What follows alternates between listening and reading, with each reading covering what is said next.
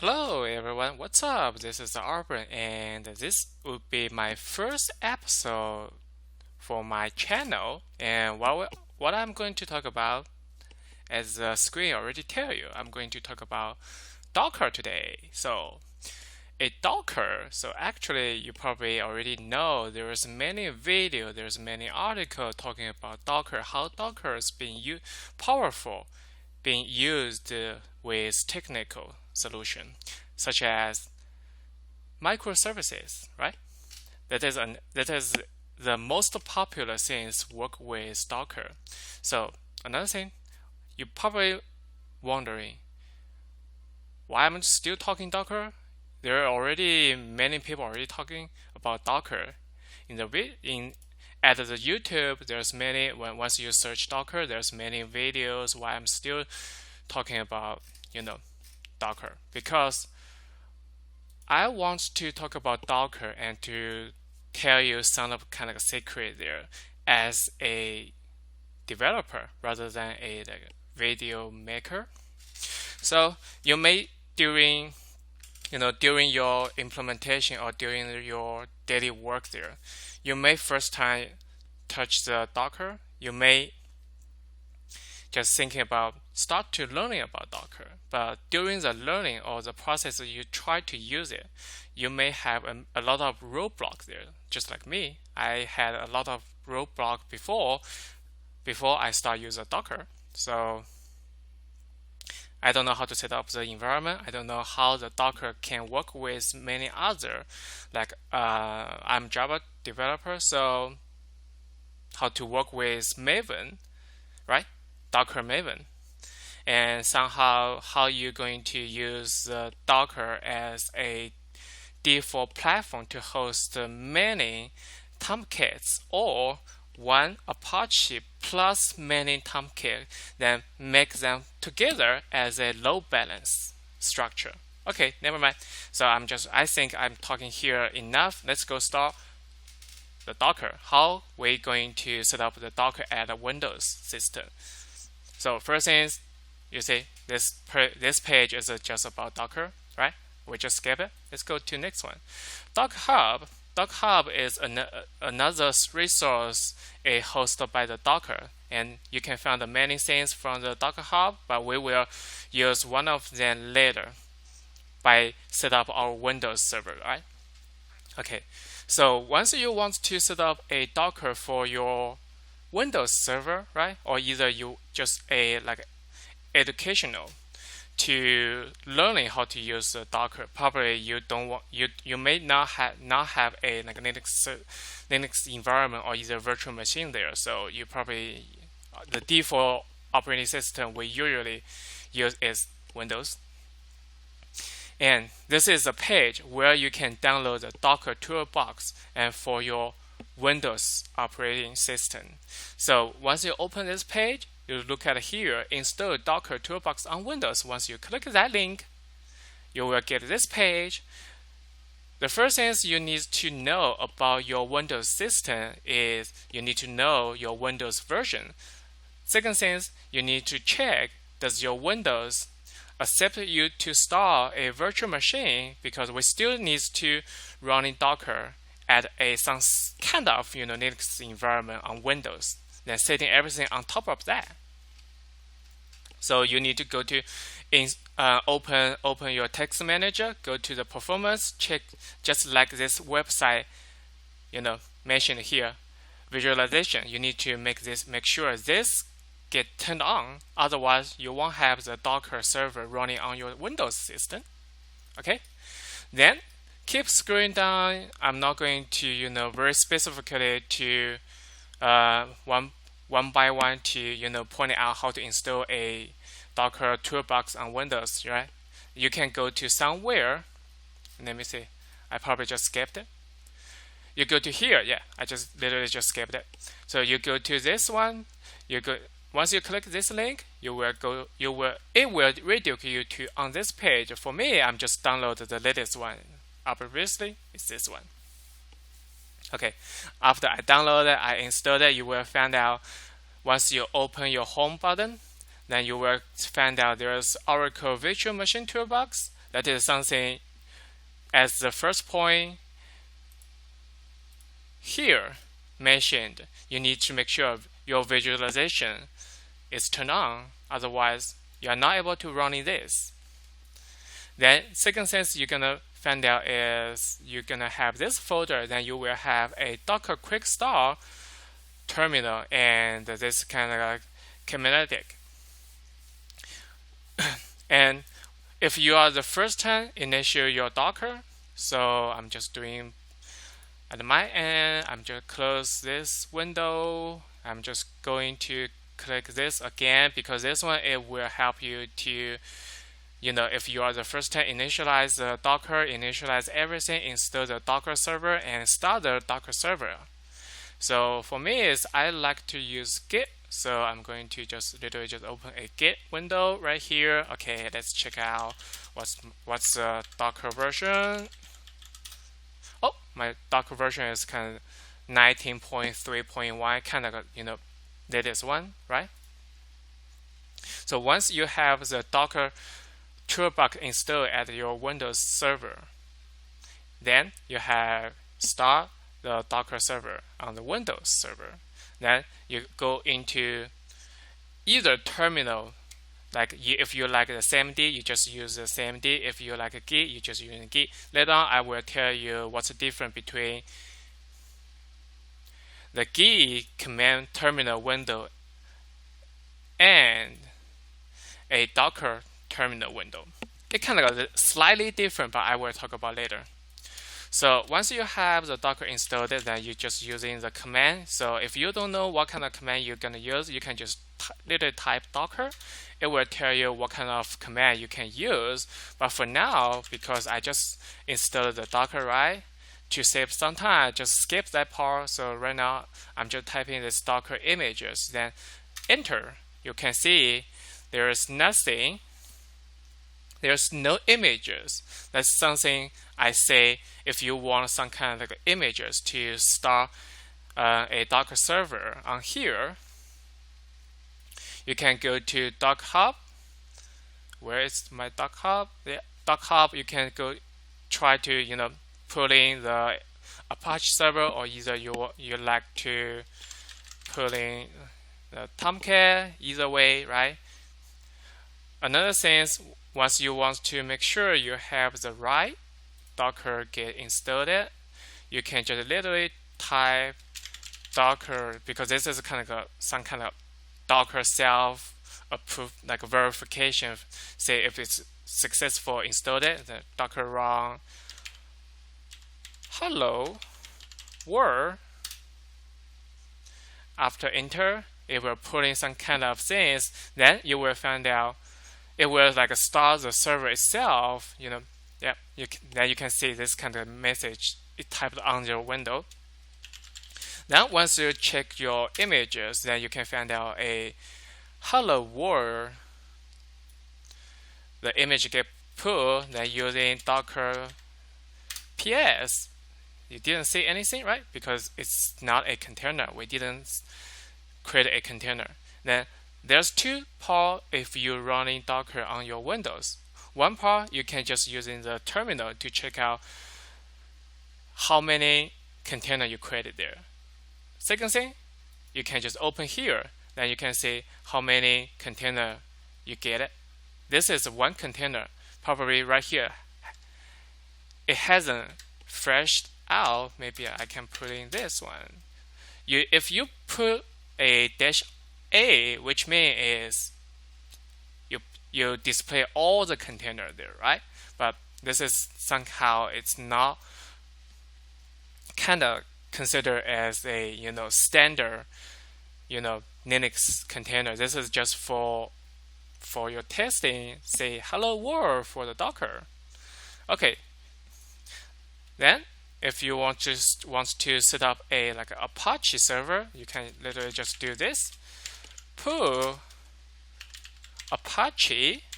Either you can type latest one, you can type 2.2, you can type 2.4. How you're gonna get this format? You can go to GitHub, you can go to the Docker Hub, then click because I'm using HTTP D, as example there. Let's go to there. So once you click there, you can find out there's many versions that you can download there. So this one is something behind this part after the semicolon there. So like I typed Docker pulling Apache 2.4. I'm going to pull in this kind of image from the, it says responsible to pull access denied for Apache. Yeah, it's not Apache. Yeah, it's not Apache. It's this name. Don't miss some kind of letter. Somehow Docker is very uppercase and lowercase sensitive, and also the name is not some kind of you emergent there. Just something like I did there. Okay, we have the image download. We have Docker. Let's check if we download is successful. Okay, we have this Apache server download from the Docker Hub. Then how are you going to start this server? Let's go just do literally type Docker run command, and for after the run, what kind of the parameter you can put over there? You can just literally type Docker run --help. It will tell you there's many, append variable you can apply to the command. What we're gonna do is I will go apply the -d. I will apply the -i, also -t. I'm going to put there because -t is allow a person to TTY kind of network setting there. Oh, by the way, this is extra step. I'm going to introduce you something so like let me just go back to the I need to go back to I need to go back to the GitHub setting. How can I get back to the setting there? It kind of just literally just stopped me.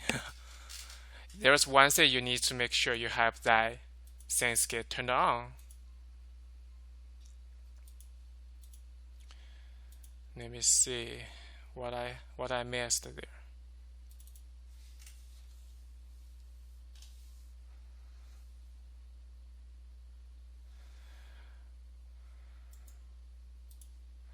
I didn't miss anything.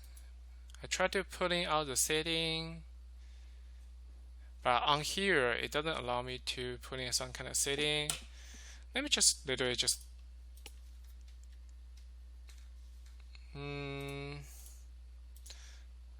maybe later I can tell you guys. There is one setting somehow it will stop you to make the connection through your local Windows system network. Okay, let's go. Just keep moving on. Let's go to start the server. I'm going to use the run. I'm going to apply the DIT. Then I'm about to give a port there, right? So for Apache server, usually that is kind of a gateway, right? So we probably just doing 80 to 80. The first 80 is about your local machine port, but somehow I don't want to, to mess up the local port. I'm not going to give a 80. I probably will give to something like 88, 80, 81, some kind of like that. Then point to Docker container, the sub operating system 80 out from the internal to outside, right? Then give a name. Let's just call Apache. Then from where you definitely need to point out from which part, right? From which image you're going to build that. 2.4. Make sure you have everything typed right. Then enter. Okay, then you have the Docker container for Apache, and this one is literally just start running, right? How are you going to know?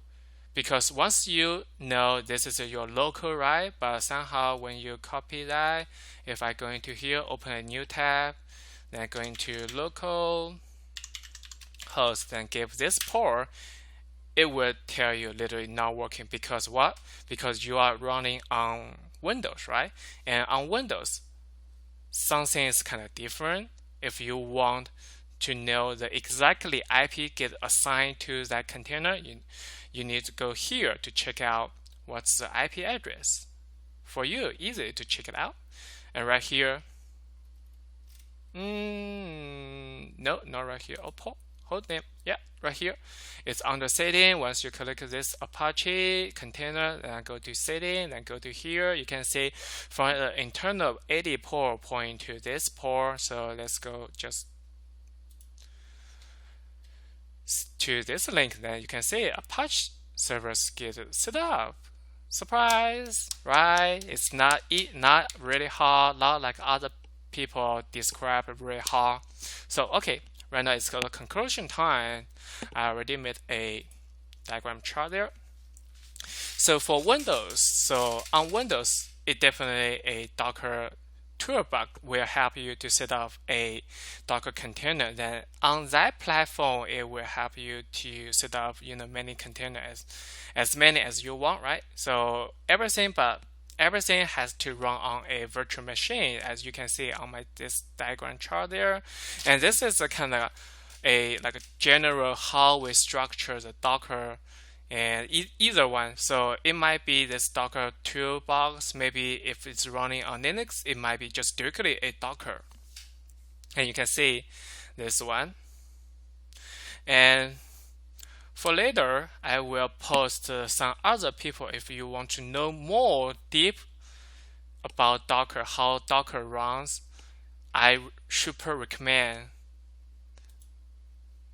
this different, author, because they gave a very good episode says what is the Docker, how you're going to use the Docker for other things. But for me, I'm just kind of literally just quick teach you how to set up a Docker and make it works. But if you want to make if you want to make it agree, that's based on you. I just give you a quick walkthrough there, making you, when you use a Docker with other Java, Node.js project sitting there, you want to set up a microservices there with as less as possible roadblocks. So that's my goal to share my video here. There's other people also have a very good Docker lesson, so you can just go here. But later I will post those link under my first episode there. You can go there to get a little bit browse, and also you can leave me some kind of message to tell me what kind of things you get in stock, what kind of things you get kind of hands-on there, you want more walk through there. It's okay, you can contact me over there. And also another thing is this is not gonna be my first episode also as my last episode there. I have a plan to go walk you through. So this is kind of my plan. So first thing is why I'm first episode I choose Docker, because later on I will introduce microservices. By running microservices, you definitely need Apache and Tomcat. By using Apache and Tomcat structure, you either use, probably right now it's Tomcat and Apache. The most of the project and the application running with these two partners, probably just Java, I guess. Maybe some other things like HTML standalone.